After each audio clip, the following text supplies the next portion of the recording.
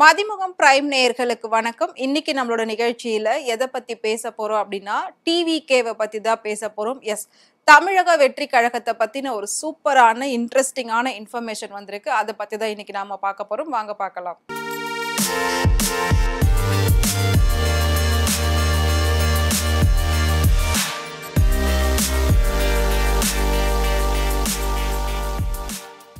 தமிழக வெற்றி கழகத்துடைய தலைவர் விஜய் பல விஷயங்கள்ல 2வது மாநாட்டுல பயங்கரமா பேசியிருந்தாரு. அதெல்லாம் ரொம்பவே வைரல் ஆச்சு.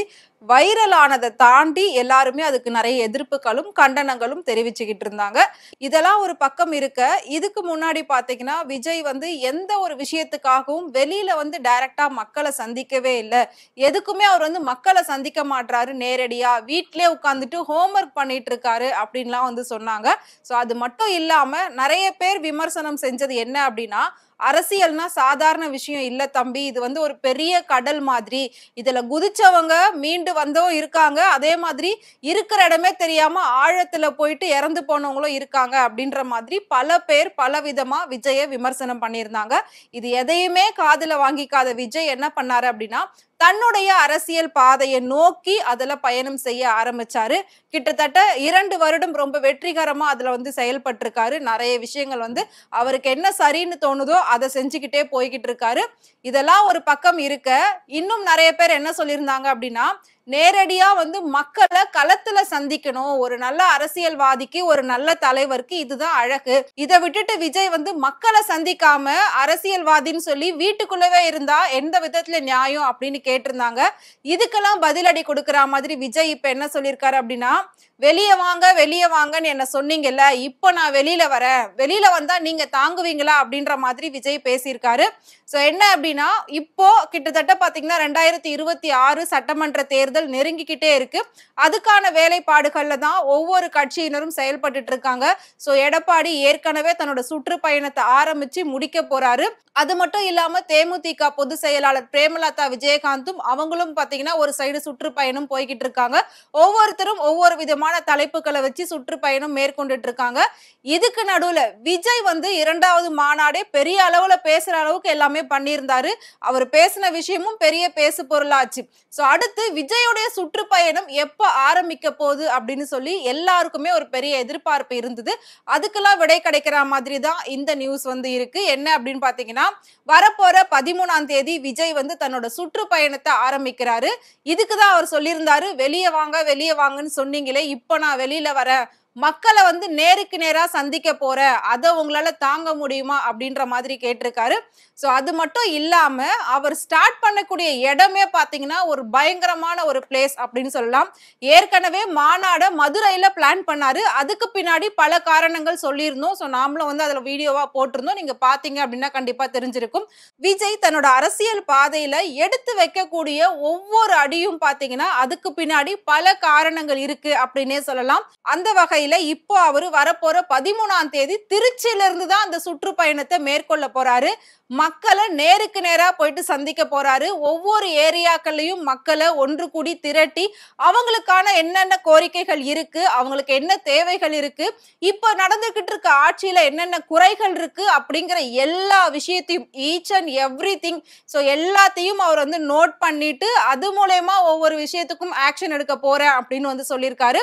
அது மட்டும் இல்லாம ஒவ்வொரு ஏரியாலையும் மாவட்ட செயலாளர்களை கூட்டி அவங்க கிட்ட நிறைய விஷயங்களை கேதர் பண்ண சொல்லியிருக்காரு. அதாவது அந்த ஏரியால என்ன பிரச்சனைகள் இருக்கு, ஆளும் கட்சியினால அவங்க எவ்வளவு பிரச்சனைகள் சந்திச்சிருக்காங்க, இதுக்கு முன்னாடி அந்த பிரச்சனை இருந்ததா இல்லையா, அந்த மாதிரி எல்லா டேட்டாவையும் கலெக்ட் பண்ண சொல்லியிருக்காரு. சோ இதுக்கு முன்னாடி பெரிய பெரிய தலைவர்கள் இருந்தாங்க, எம்ஜிஆர் இருக்கட்டும் அண்ட் கலைஞர் அவர்களா இருக்கட்டும், இவங்க எல்லாம் என்ன பண்ணுவாங்க அப்படின்னு பாத்தீங்கன்னா, மாவட்ட செயலாளர்கள் தொண்டர்கள் எல்லாரையும் பேர் சொல்லி கூப்பிடுவாங்க.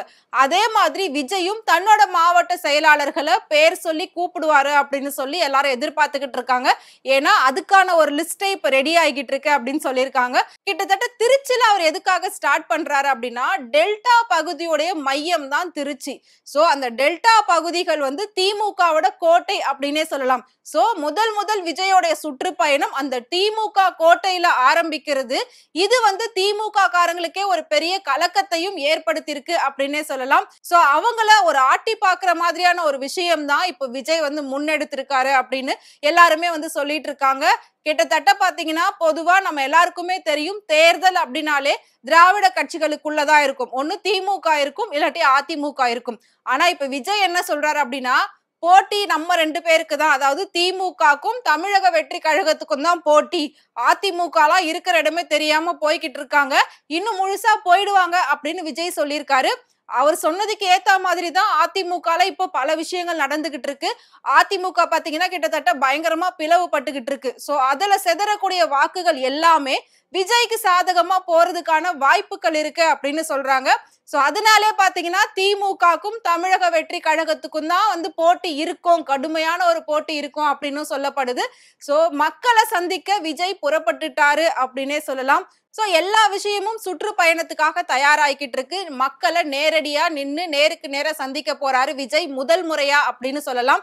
இதுக்கு முன்னாடி பல டைம் அவர் வந்து சந்திச்சிருக்காரு மக்களை. பட் அப்ப அவர் பெரிய நடிகரா இருந்தாரு, ரசிகர்களா மக்களை பார்த்துட்டு இருந்தாரு. இப்ப அவர் அரசியல் தலைவரா மாறினதுக்கு அப்புறமா தன்னோட நாட்டு மக்கள் அப்படின்னு நினைச்சு வந்து பார்க்க போறாரு, பேச போறாரு. இத குறிச்சு கிட்டத்தட்ட பாத்தீங்கன்னா தமிழக வெற்றி கழகத்தை தாண்டி மத்த எல்லா கட்சியிலும் இது மேல ஒரு கண்ணு இருக்கு. எல்லாருடைய பார்வையும் இந்த சைடு திரும்பி இருக்கு அப்படின்னே சொல்லலாம். ஏற்கனவே 2வது மாநாட்டுல எல்லா கட்சிகளையும் தன்னை திரும்பி பார்க்க வைத்தவர் தான் விஜய். அதே மாதிரி இந்த சுற்றுப்பயணமும் இதே மாதிரி தான் அமையும் அப்படின்னு வந்து சொல்லியிருக்காங்க. இதெல்லாம் ஒரு பக்கம் இருக்க, கிட்டத்தட்ட ஒரு சில தலைவர்கள்லாம் மறைமுகமாவே விஜயை புகழ்ந்து பேசுறாங்க. ஓகே, விஜய் தம்பி வந்து வந்திருக்காரு, வாழ்த்துக்கள், நல்லா வரட்டும், யார் வேணாலும் அரசியலுக்கு வரலாம், யார் வேணாலும் எலெக்ஷன்ல வந்து நிக்கலாம், எல்லாத்துக்குமே உரிமை இருக்கு, இது வந்து ஜனநாயக நாடு, இங்க கருத்துரிமை இருக்கு, பேச்சுரிமை இருக்கு, யார் வேணாலும் தலைவர் ஆகலாம் அப்படின்ற மாதிரி எல்லாருமே இன்டைரக்டா விஜய்க்கு சப்போர்ட் பண்ற மாதிரி பேசுறாங்க. அதுலயும் முக்கியமா அண்ணாமலையும் அப்படிதான் வந்து விஜயை புகழ்ந்தெல்லாம் பேசியிருந்தாரு. யாரு எப்படி புகழ்ந்து பேசினாலும் 2026 சட்டமன்ற தேர்தல் விஜய்க்கு வாக்கு போகுமா போகாதா, விஜய் நிப்பாரா அரசியல்ல, நிக்காம இருப்பாரா அப்படின்றதுக்கு வந்து கிட்டத்தட்ட இந்த சுற்றுப்பயணம் ஒரு அடித்தளமா அமையும் அப்படின்னு சொல்லப்படுது. இந்த சுற்றுப்பயணத்துல எந்த அளவுக்கு அவருக்கு வெற்றி கிடைக்குது, எந்த அளவுக்கு அவருக்கு வந்து ஆதரவு கிடைக்குதோ அந்த அளவுக்கு அவருக்கு வந்து ஓட்டு வர்றதுக்கான வாய்ப்புகளும் இருக்கு அப்படின்னு சொல்லியிருந்தாங்க. இதுக்கு முன்னாடி பாத்தீங்கன்னா விஜய பாக்குறதுக்காக தான் கூட்டங்கள்லாம் வராங்க, அவங்க எல்லாம் வந்து ரசிகர்களா வராங்களே தவிர தொண்டர்களா யாரும் வரல, இந்த கூட்டம் இந்த ரசிகர்கள்லாம் ஓட்டா மாறணும், அப்படி மாறுறது ரொம்ப கஷ்டம் அப்படின்ற மாதிரி சொல்லியிருந்தாங்க. ஆனா இப்போ விஜய் முன்னெடுத்திருக்கக்கூடிய இந்த சுற்றுப்பயணம் ஓட்டா மாறுமா அப்படின்னு வந்து நம்ம வெயிட் பண்ணி பார்க்கலாம். எது எப்படி போனாலும் விஜயோடைய இந்த சுற்றுப்பயணத்தை குறிச்சுதான் 2026ல அவர் நிக்க போற அந்த தேர்தல் களத்தை வந்து முடிவு பண்ண போகுது அப்படின்னு சொல்றாங்க. சோ அதை பாக்குறதுக்காக தான் எல்லாருமே வந்து வெயிட் பண்ணிட்டு இருக்கோம். இவ்வளவு வருஷங்கள் தேர்தல் நடந்தாலும் திமுகவா அதிமுகவான்றதுதான் நம்ம மைண்டுக்குள்ள இருக்கும். இப்போ தமிழக வெற்றி கழகம் எங்க வரும், எப்படி வரும் அப்படின்றத பாக்குறதுக்காகவே எல்லாரும் வெயிட் பண்ணிட்டு இருக்காங்க அப்படின்னே சொல்லலாம். சோ விஜய் முன்னெடுத்திருக்க இந்த சுற்றுப்பயணத்தை பத்தி நீங்க என்ன நினைக்கிறீங்க அப்படின்றத மறக்காம எங்களுக்கு கமெண்ட் பாக்ஸ்ல கமெண்ட் பண்ணுங்க. இதே மாதிரி அரசியல் பத்தின நிறைய சுவாரஸ்யமான டே பை டே அப்டேட் நீங்க தெரிஞ்சுக்கணும் அப்படின்னு நினைச்சீங்கன்னா மறக்காம மதிமுகம் பிரைம் சேனலை ஃபாலோ பண்ணிக்கோங்க.